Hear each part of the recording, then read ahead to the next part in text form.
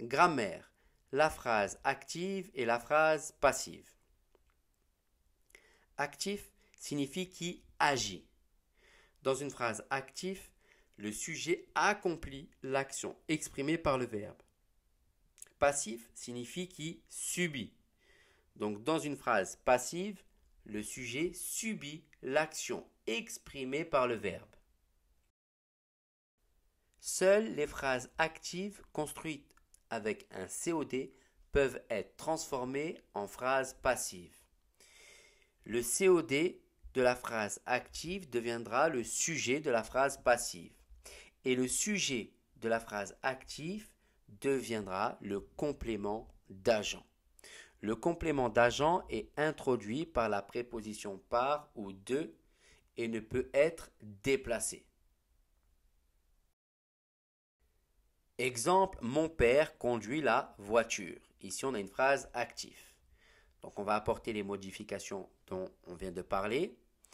Et le COD va devenir sujet. La voiture est conduite par mon père. Et ici, mon père est devenu le complément d'agent. Et on a une phrase passive. Donc, dans la première phrase, c'est le sujet qui fait l'action. Et dans la deuxième phrase, le sujet, donc la voiture, il subit l'action.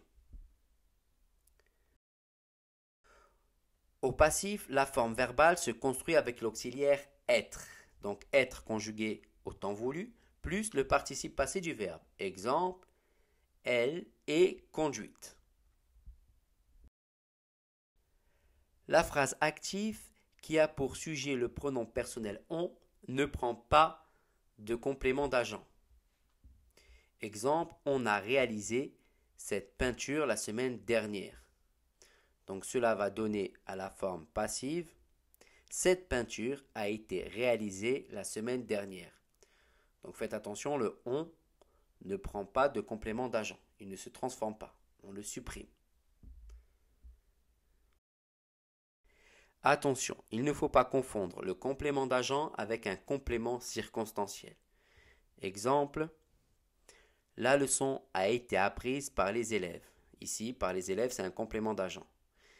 Et enfin, il a appris sa leçon par cœur. Ici, par cœur, c'est un complément circonstanciel. Vous devez connaître tout cela par cœur.